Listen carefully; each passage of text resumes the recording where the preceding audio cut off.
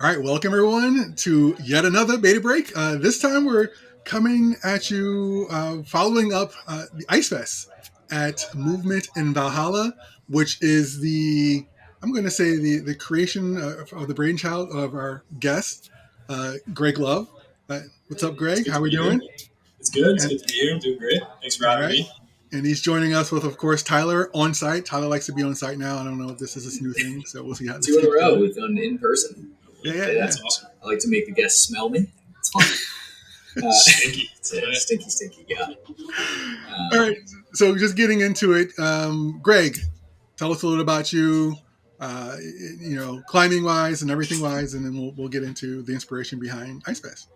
Yeah, it's cool. So I've been dry tooling and ice climbing for about 5 years now. And one day when I was out ice climbing, I got a call from Nick from Furnace Industries, who was one of the sponsors for the event. He said, "Hey, do you want to come out and try out for the USA team?" So I was like, "All right, that sounds really cool and interesting." So I did some research on that, and I started dry tooling about 2 years ago, specifically for comp climbing. And ended up meeting Tyler Kepney at one of the events up at the Edge. He hosts this little meet and greet and like hang out and learn clinic for dry tooling. So kind of got into it with that. He obviously saw some potential in me because he was like, "Hey, do you want to come back, hang out, and train with me?" And I was like, "Yeah, this could be fun." And ended up 2 years ago, tried out for the USA team, just got edged out. Ended up getting 11th, so I didn't end up making the team. And then, just started competing last year internationally. Went to my first 3 international events, 1 regional event. And then this year, went to 4 events so far this past November, December. So it's kind of like a little bit of everything with that. I also rock climb. I love rock climbing outside, but I'm okay at it. I boulder. That's been going on for like 6 years now, but I mostly just been kind of focusing on dry tooling. Very cool. Yeah. And so this is the second iteration, right, of IceFest? Yeah, this will be the second one. Yeah, first one we had wooden tools. Furnace makes them. There's a couple other companies. They're pretty cool, but they're kind of unpredictable, right? The pick is like a climbing shoe. Basically, it's got some rubber on the bottom. So when you're on these resin holds, they can just pop off randomly. The thing about real tools is you actually can feel feedback similar to your hands, which is kind of nice, right? You actually kind of know what you're in. So I kind of really wanted to bring that to the table this year, but I also wanted to give people that were interested in maybe comp climbing to get a feel what it's like to be a real international style company. So I was like, we got to do the light show. We have to do the finals. We got to do the qualifiers. We have to try to make it look really fun and exciting, which honestly, it turned out really well. And I was really, really impressed at the end. It was really cool. No, for sure. I was very impressed. And thank you. It was really just cool to see not only just finals, but you made the effort to make sure you broke everything out into different categories just from a all-around standpoint. So you had the beginner, intermediate. And was there an advanced or was it beginner, intermediate, open? That was pretty much it was beginner, intermediate, open. Yeah. I tried to keep it small because I knew that intermediate and advanced, they're all going to kind of be in the same place. And everybody was really new. There was a lot of beginner. Not that many open, but I think there's a lot of stuff going on, competitions. People also wanted to ice climb. It's nice. It was a beautiful weekend to go ice climbing. So I would have loved to go ice climbing, to be honest with you. Right. But, And I've actually been ice climbing several times. And the concept of dry tooling is so much harder than ice climbing. Like just looking at the precise placement and not the ability to be like, just, I want to hold here. Let me just whack a couple of times. And right. Yeah. So, So, I mean, do you find? I'm just saying this from because I've actually never tried to. Well, I've done some like mixed climbing outdoors, but like the concept of dry tooling it looks considerably harder than ice Yeah, climbing. I would think. yeah, yeah. It's a lot of pushing and it's a lot of lock off strength. It's holding tension. It's if I had to describe it in one word, it's tension. Yeah. It's just holding tension for Right. long periods of time. It's a power endurance sport at the end of Mm-hmm. the day. You're Yeah. just under tension for long periods of time with very minimal rest. Nice. Can't wait to make my appearance. I'm going to absolutely take your spot on the team. Dude, come on. Uh, Come on down. No, it is very cool to watch.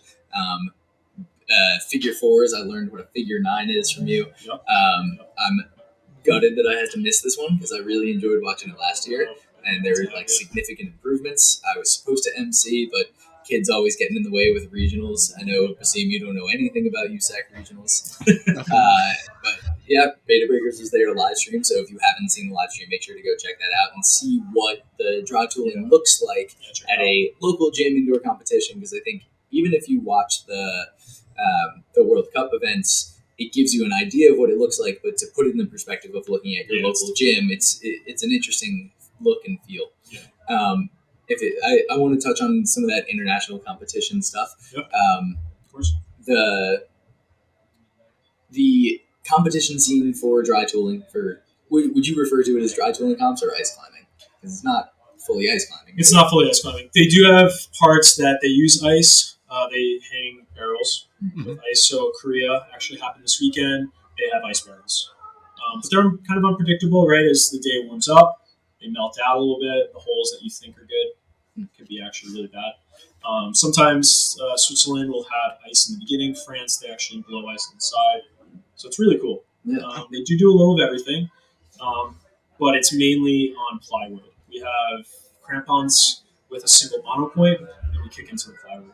So it's kind of a structure. And if you're ice climbing outside, you have multiple points on the crampon, or is it so long? You can do dual, but more for precise, like mixed climbing with ice and rock, I would say monopoint is definitely superior.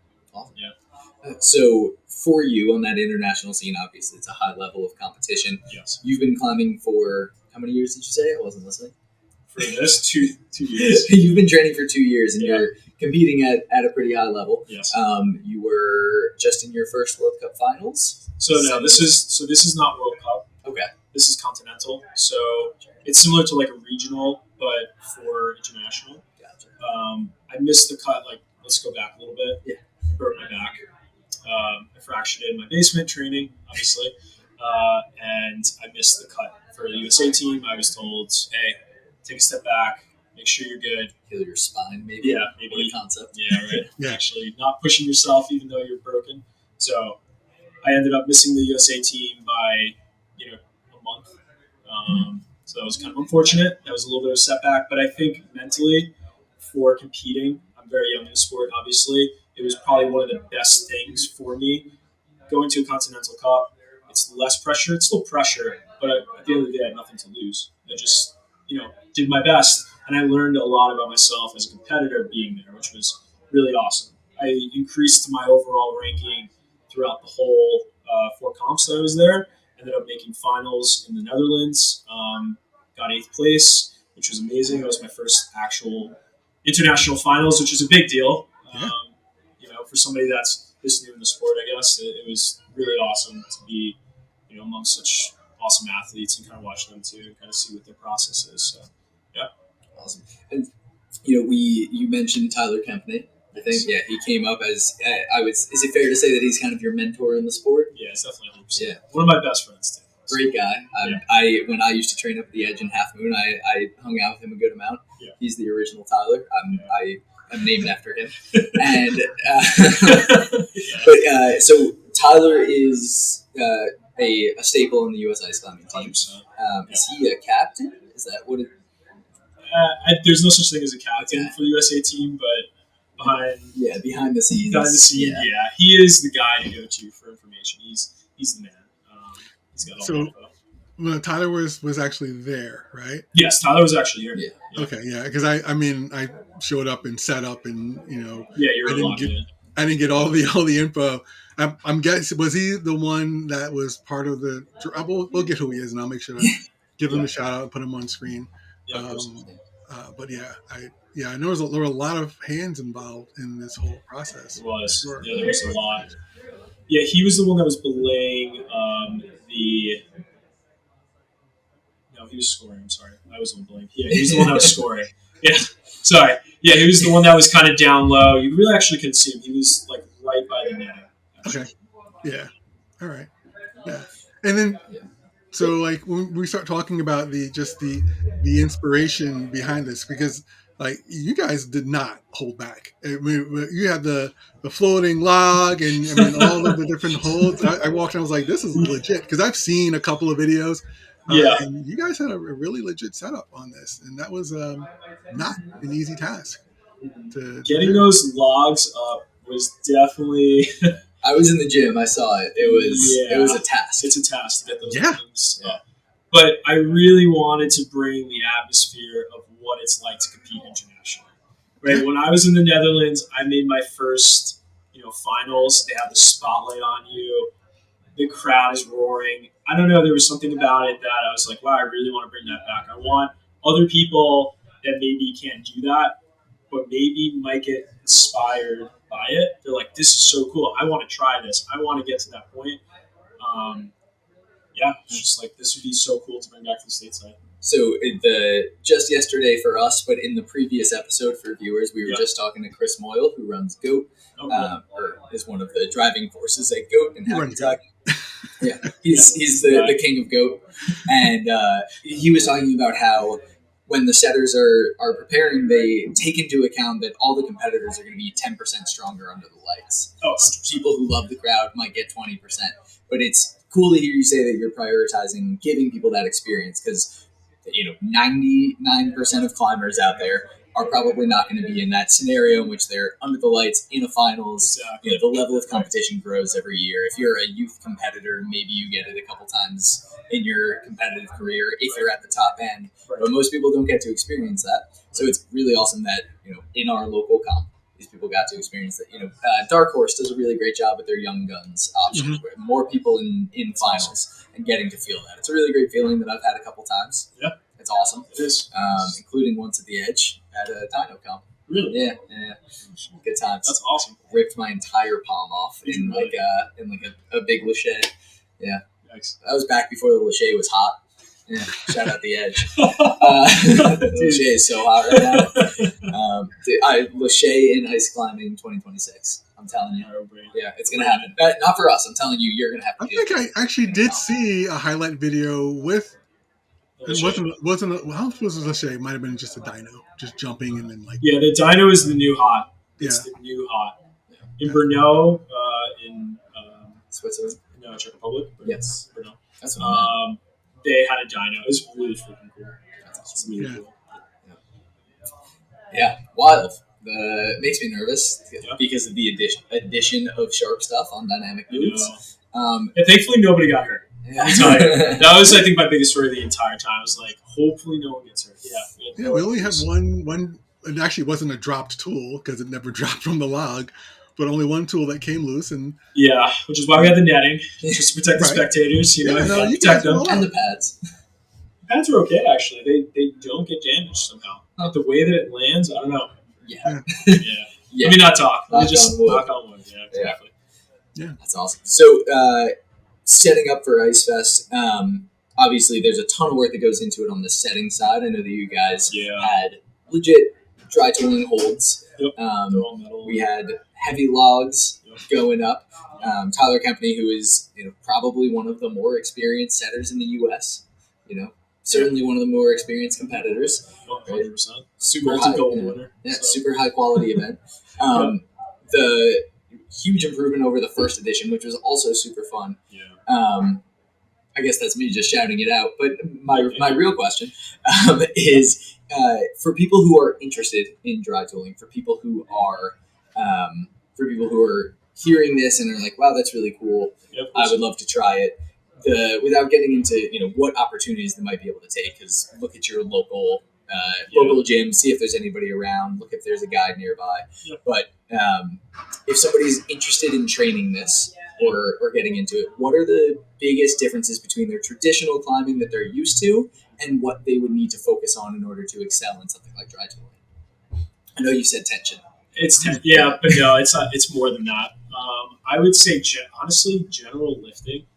I know it's crazy, but legs in the sport are so important. Yeah. So important. Obviously, upper body. It's all shoulders. So, maintenance and doing like rehab work alongside actually lifting things like that is also important for like the longevity. I do a lot of maintenance just to make sure my shoulders don't blow out, which used to kind of happen my first year. I trained really hard, and then everything was just like I was like, wow, I can't even do these moves anymore. So I think making sure that the big muscle groups are definitely well worked. Actually have a lifting routine. Like for myself, I train 3 days on the wall and 2 days of lifting. Upper body. And that's like anybody at home who isn't dry tooling, that's still a really good way to get yourself strong and healthy. Yeah. A lot of people get into climbing because it's the sport that they like, because lifting is boring, and then they find themselves coming full circle to realizing I should lift if I want to be able to climb long term. Basim is a great example of climbing and then lifting to support his climbing. Yeah, I was a gym rat, so I was okay with the lifting. But yeah. And I was like, climbing is just way more fun, though. Climbing is more fun if you convince yourself that it is. Yeah, exactly. If you're not hurt, if that's the thing, you're not injured all the time, right? Exactly. Yeah. So people looking to train, get strong, get physically prepared. Yeah. Awesome. Yeah. Something for you specifically that we've talked about off camera plenty is the mental side of training, of competing. Yeah. It's really tough. It's the life of a competitive athlete. And it puts into perspective what we expect of these youth climbers who are showing up on a national stage to try to put their best effort forward to a crowd. The kids who are flying from their town to Utah for youth nationals. A 13-year-old who's there for their first national. It's crazy. It's crazy. If you could boil down some of the lessons that you've learned over the last few years, what do you think mentally your biggest improvement has been? Stop comparing yourself to everybody else. That changed my whole game. I would always look and be like, oh man, he got to that point. I have to beat him. I'm just like, hey, I know how to climb. I know how to do these movements. Go up there and just have a fun time. Just have a good time on the wall, right? Like that's what you're there to do. Have a good time. You're just climbing with. I look at it is that all these people are my buddies, right? It is a smaller community. They're all my friends. We're just gonna go session this like really cool wall that we're gonna have, and let's just all try to do the best we can. I want Tyler to show up. Like for instance, if you were one of my competitors, I want you to show up and do the best you can. Maybe that's my retirement plan. Yeah, maybe. It's a good one. You can be old and do this still. It might be my best option. It might be the best option going forward. But I want everybody to do their best when I'm there. I'm not looking for that person to do, poorly. So like if you show up, you do your best. I'm going to get hyped. I'm going to try to do my best. So don't compare. Just like have fun with each other. That's like really helped me this year to do the best I could at least. Yeah. And it is totally okay to have that competitive edge and try to. 100%. Nobody's competing because they don't want to win. No, yeah, you want. I'm going to these places to win at the end of the day. Yeah. But hey, I'm also want to have a good time around there. Yeah. I think climbing competitively is unique in that element because it's one of the only sports where you can have your best performance and it might not show on the podium, right? Because it's you versus the route. Right. Have your best day and top the route, and it might go to countbacks when you fell earlier and now you're second place instead of first because that's just the format, and you still won. Right. Even though you are taking home silver, and I won't let you come home. Yeah, exactly. Yeah. I do have one more thing to say. Please. Yeah. So the other thing that I just want to add this because I was just thinking while you were talking as well. Another important thing that at least I learned that was instead of worrying about others, I would actually find 5 things that I need to focus on, and that's what I'm focusing on. That's what I'm like, how do I move through some of these movements? Do I need to be breathing while I'm on the wall? I need to be moving efficiently. I need to be driving through my feet. So instead of focusing on others, I'm hyper-focusing on what I actually need to do on the wall. Oh, what a concept. I know, it's crazy, right? But we forget that, right? In that scene, you're like thinking about so many different things. If if you can hone in on something that's important, like actually driving your feet on the wall, you'll actually do that when you're up there, instead of worrying about this other guy that probably won't do better than you. Yeah, That's awesome. Yeah. So some tips and anybody watching at home, pick the things that you can focus on and control on the wall, because no matter how much you think about it, you're not going to change what hold somebody else got to. Right. You can't control that. Yeah. Lovely. We can edit this out. I'm going to keep picking on things that we've talked about, because I think you've got a pretty unique individual experience, and I've been able to kind of track your growth as an athlete. One of the things that we've talked about is patience in your training. Somebody who's like right on the cusp of really high level competitive success, it probably doesn't want to hear that they need another 2 years to develop. No, I already know that. I've been, I say in 2 more years, that's my debut. I have like 2 more years to figure this out. I knew this year was going to be a learning year. Next year will also be a pretty big learning year for me, right? I'm going to be in my first World Cup. That's going to be a different experience for me. It's a bigger venue. There's more people.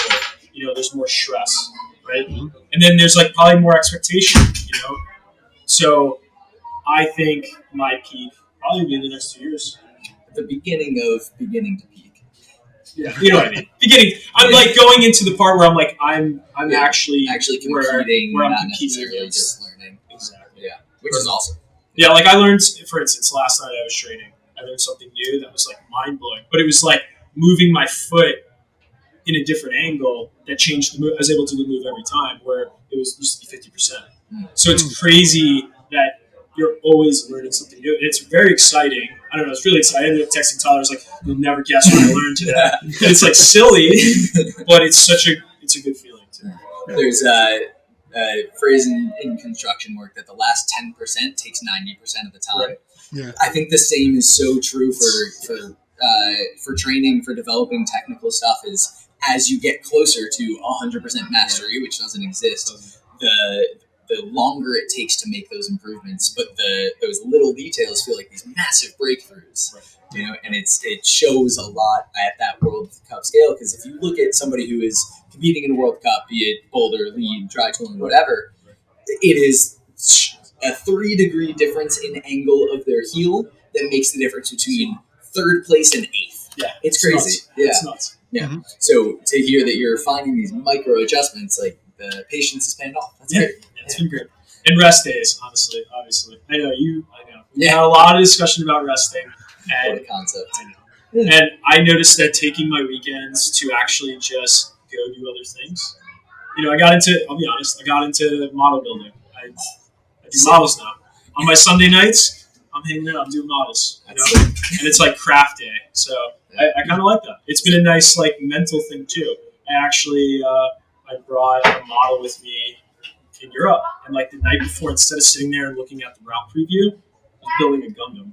That's sick. And that I feel like prepped me really well to be ready for the next day. I felt less stressed, which cleared the head. Yeah, an interesting concept. If you watch a lot of climbers in isolation for competitions, or when they're on the competition floor, a lot of them have Rubik's Cubes or like stress balls that they're squeezing, or something that they're reading a book, something that they're doing that isn't fixating. Oh yeah, I love that thing. Kendama is so many people love it, and then as soon as Sony bought one, I was like, it's over, it's lame now. I told Sonny to watch our previous episode because he gets a shout out, so we'll see if he watches this one too. I told him that I was the one who got him bumped at GOAT. Oh, really? Yeah. Oh, no. He still doesn't know. Don't tell him. Let him find out through the episode. Oh, no. But that's the finding out that fixating on how you're going to prepare isn't the right option. For some people, it's the only way that they can settle their nerves. Exactly. Watch it 10 times, but for you, separating yourself mentally, super awesome. Yep. Yeah.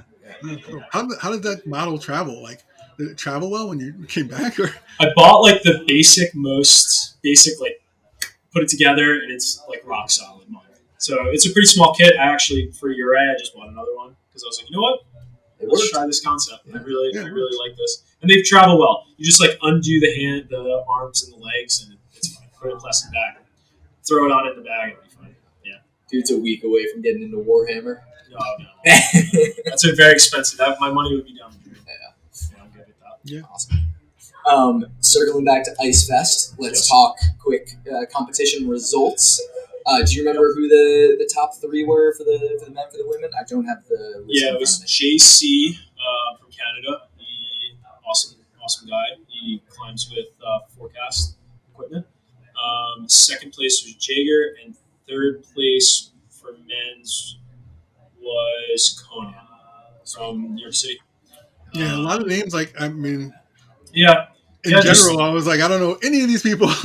Yeah, but they're Jaeger climbs up with me and Tyler at the Edge at Half Moon up in Albany. So he trains with me. He's been a really good help, belaying a lot of like climbs and stuff like that. But we kind of work a lot together. I'm helping him with like his stuff that he's been working on, and obviously he just helps me with belays and stuff like that. But yeah, he's been a really good partner actually to climb with when Tyler's unavailable. And then JC actually was kind of my first time really meeting him face to face. But if you go check out his Instagram, he is doing some crazy cool stuff on ice and mixed. He is something to kind of watch out for. He's up and coming very much so. And then Conan, he is kind of new to the comp scene and just dry tooling in general. But he has been, picking my brain and, starting to do some setting himself and trying to like figure his own way in the sport. And it's been kind of cool to see his progression. And then for women's, it was Gabrielle Spotter. That's my partner actually. So it was kind of cool to watch her kind of crush for first, and then our own marketing team specialist. Michaela. Yeah, sorry, I was blanking on Michaela's name. Blanking on Michaela. Ended up getting second. So the thing with the sport is there's not a lot of youth and there's not a lot of women participants. So kind of going forward, that's like my big focus is kind of trying to get more people engaged, especially the youth, because for the USA youth team, there's like 4 kids that are doing it, and we need like 10 slots, right? Yeah. And so I think my biggest focus right now is trying to get more youth participants, trying to see if we can get more kids to actually just get psyched on it. I mean, it's really cool. Obviously, you got these like sharp objects in your hands. Let's give the kids weapons. But it's just something that I think the future of the sport really needs. There's possibility of it. There's talk. I don't know what's going to happen in the Olympics. There's a lot of progression that's happening with the sport. There's always a chance. So I think to keep the sport kind of thriving and getting the next generation up, we need to, kind of get it going. So if you are a youth competitor or female identifying competitor, if you're somebody who's interested in dry tooling, ice climbing, having a competitive outlet in climbing that isn't saturated with chi siblings. This is our first podium in 10 years without a chi sibling. Crazy. If you're interested in something like this, get involved because there's a lot of opportunity to compete at a high level. And if you're somebody who loves to compete on boulders and you're looking to up your competitive level of experience, go learn how to dry tool and it'll teach you a lot about technique. It'll teach you a lot about competition performance, and you'll get to perform at a high level. If you're a youth climber who's looking to get involved, what would be if you're in the New York area and you want to talk to Tyler Kempney? Go to the Edge at Half Moon in Albany. Come up and train with us. Like, we would love that. We are always open to have anybody come up and train with us that wants to learn how to do it. We will, give you the tools. Yeah. So I was just kind of thinking about the fact that there aren't a lot of facilities that are set up, right? So Half Moon in Albany is the closest one. Yep. And then I think there's a couple that are in Canada as well, but those aren't close. But I think, there's like one in Canada that's going up, but it's mostly like people's home gyms. And then there's the Coop in Colorado, Denver. That's great. That's a great training facility. I mean, some of the Keenan, who was a youth competitor, he's like number 2 in the world last year. He's just an outstanding athlete. Tyler trained under Tyler with also Marcus Garcia. Like they, he really blossomed as an overall competitor. He's amazing to watch. He's actually a big inspiration. Okay. And so how do you like how because Albany is what 2.5 hours away? Yeah, Yeah, So from Valhalla, 2.5. probably two. yeah. So when you're talking about Close. just getting in the training and the time, like how often do you get in that time on the wall? Well, I personally, I have a home wall. Oh, you have a I home wall. I Okay. built Yeah, one. Yeah, I the ended up Backbreaker the dungeon. backbreaker dungeon. Got it. Yeah, yeah. Yes. So I ended up buying. I ended up buying a bunch of holds and from a bunch of different companies and put up a couple of different angles and I try to train there at least 3 days a week and then we do one Saturday up in the edge. So I actually drive every weekend up to the edge to train. It's like Okay. full commitment. But I've noticed that my progression from when we didn't have kick-in, so we currently have kick-in at the edge. We were just using rock shoes. What is kicking? I was gonna say Kick-in kicking. is, What's I'm so kicking? sorry. Kick-in is like what you see if you watch like the World Cup. So it's having crampons on, Oh, okay. So actually kicking into plywood. yeah. So I've kick-in at my house. We were just solely doing what we had here, which was with rock climbing shoes. Right. There's a difference with you kind of have a full, a limited option of where you can place your feet. So the Yeah. pressure can be pushed in different ways that pushes the tool into the holes even harder.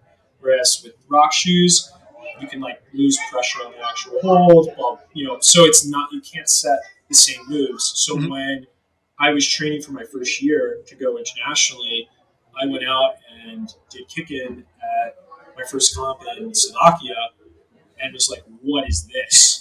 I didn't know how to move my feet. I was just not pushing the correct way. I didn't understand the movement. And I, basically got last. Yeah, bombed out. And second comp ended up getting like in the half, like 50%. So just learning from like 2 days of how to kick into the wall, Mhm. like changed everything. Then we came back and built the facility at the edge with kicking now, and it's been really nice. Yeah. And that's so cool. Yeah, it's if you're in the New York area, you have the opportunity to get some of the best ice climbers in the world, the best dry toolers in the world, to work with you for the love of the sport and the growth of the sport Yeah. in one of the only training facilities in the country. For the only commercial training facility. I would say only, that's the rest are home gyms. But no, but Longmont now is actually cool. And they're actually having the World Cup this year in so Colorado. So it's a really cool kind of push. I'm thinking, I think we need more regional stuff for us. I've been talking to people in Canada that we were talking about maybe having a couple events set up here and then maybe a couple in Canada so that we can kind of have our own circuit. Other countries do it. Why can't we have it, right? So there's a bunch of people that are really trying to make things happen. I'm obviously one of them. But we just need to just keep driving forward. That's why I'm did this comp. I just want to show that it's actually okay. It's a fun sport to do. It's not as dangerous that everybody makes it out to be.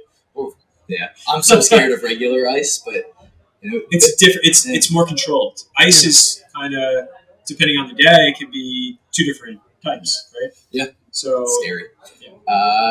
Yeah. Man, you have me feeling psyched. I might have to come up on a Saturday. Come on, I've done it. It's not. It can't be that bad if I've tried it. That's true. I've lived. I've done it 3 times. You lived. You made it. Yeah, exactly. So to round out on IceFest, I know we had a lot of awesome support from.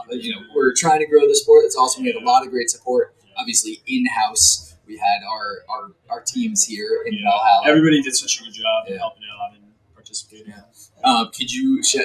We had sponsors, and since most people, I think, probably don't know the dry tooling brands, would you mind letting them know where to find these people? Yeah, of course. So Furnace Industries, they actually had a booth. They're amazing.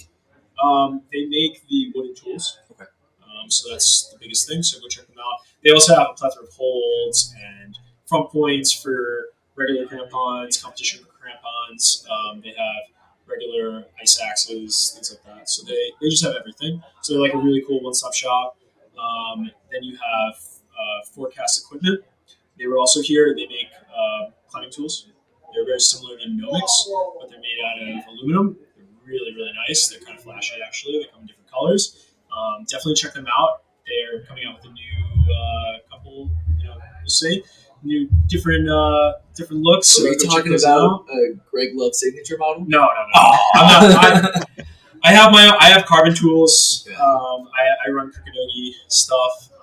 But yeah, I very much much attached to those tools. They're my favorite tool. If you're somebody who's a gearhead and you love gear and talking about gear and trad climbing is already taking up your budget, ice climbing is next for you. Ice climbing is next. I love the gear that's involved with ice climbing. Yeah, it evolved very quickly, and like from like my first time being introduced to ice climbing, when you had essentially the straight shafts and to now it's like the almost like a sickle shaped and the handles and everything's changed, like, no straps, and it's like what is happening? The whole sport changed in like a matter of like 5 years. Yeah. It's kind of crazy. Yeah, people are making like aftermarket handles for different tools. It's just Tyler Kempney's making aftermarket handles for the Extreme. They're really great. They're double stacked, so you can actually do different hand positions. So just something to think about. Art of the Axe, go check that out. So then you also the other sponsors. Let's go back to sponsors. Yeah.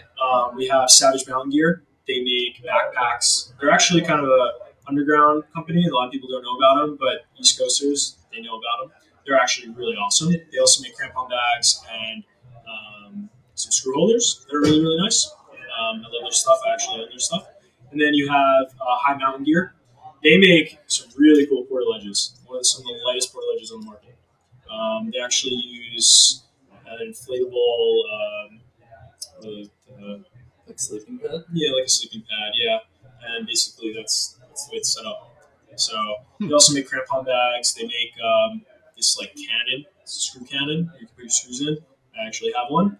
And I actually put my jacket in it.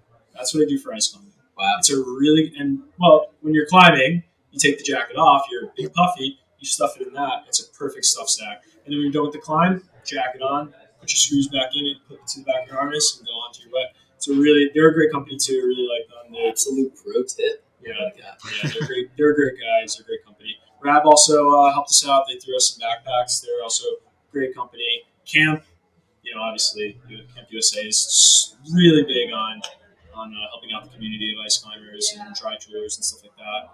Tyler's also sponsored by Camp and Rab, so they really helped us out. I think that's it. Sweet. Yeah. So I have a question. So you were talking about just the actual wooden dry tools. Now, if I were to scoop up some wooden dry tools, can I just use those in a normal climbing gym? Like, what's the deal with those? So for movement, if you wanted to have those, I recommend you having a helmet, number one, right? Because they do bounce back if you pop off a hold. So helmet is definitely recommended. And I think in some facilities, like our facility, it's actually mandatory. I've seen somebody take one to the noggin. Yeah. Yes, I have too. Wear your helmet. Also, we saw the same one. Yes. We also leashes, so attached to the tool. Mm-hmm. But instead of attaching it to the actual harness, this is a big tip, and I'm kind of excited to kind of get this out there a little bit more. Instead of attaching it to your harness, attach it to the rope. Okay? Oh. And the reason why I say that is if it goes up, it's not connected to you, so it doesn't bungee back and hit you in the face.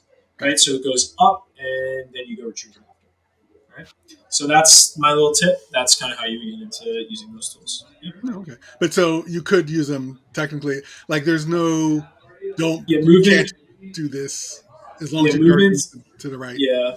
Movement's allowing everybody to use them in facilities. There's actually a couple people at LIC that I see sometimes on Instagram. They're actually using them. So it's kind of cool to see that people are actually going out. They're using them on a daily basis. They're a cool tool to kind of keep your fitness up on the off season. Right. Yeah.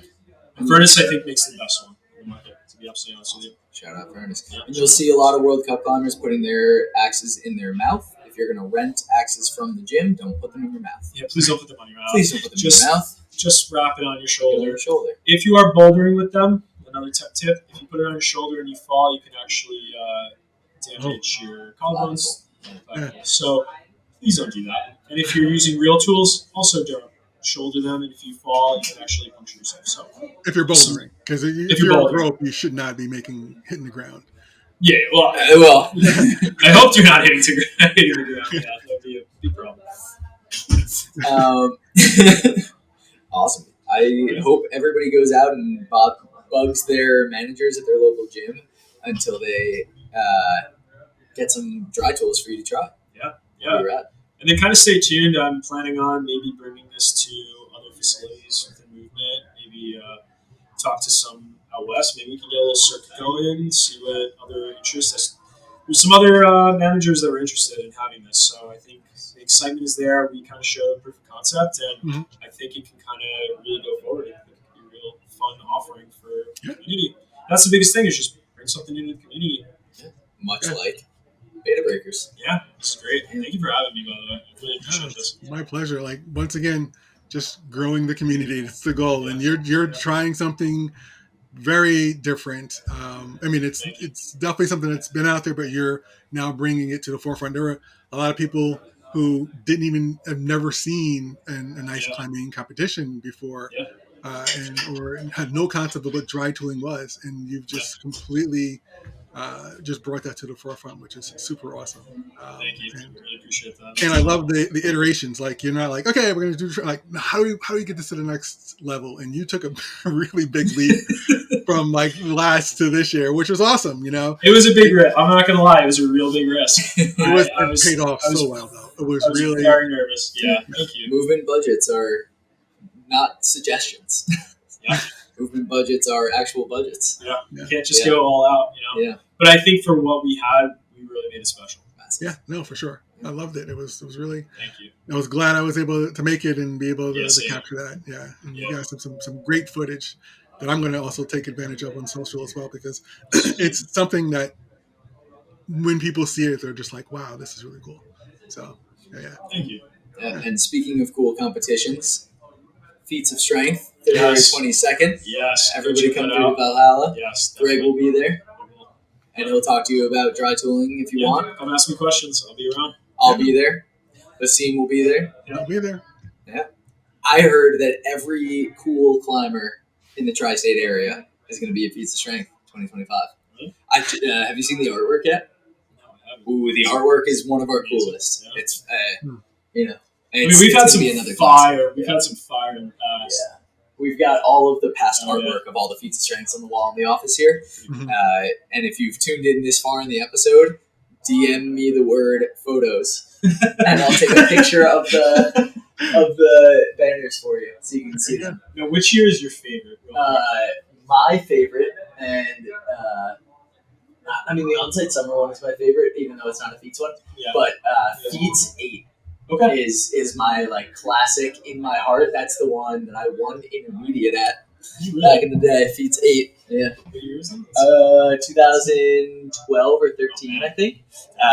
Intermediate V3 to V5. I had 4 6s and a 7 on my card. Everyone was pissed at me. Some things never change. DM me for coaching. Oh man. Oh yeah. No. I'm thinking like back. I have to go through my drawer full of shirts with all the logos and stuff. But yeah, I'm trying to think of my favorite. I can't remember.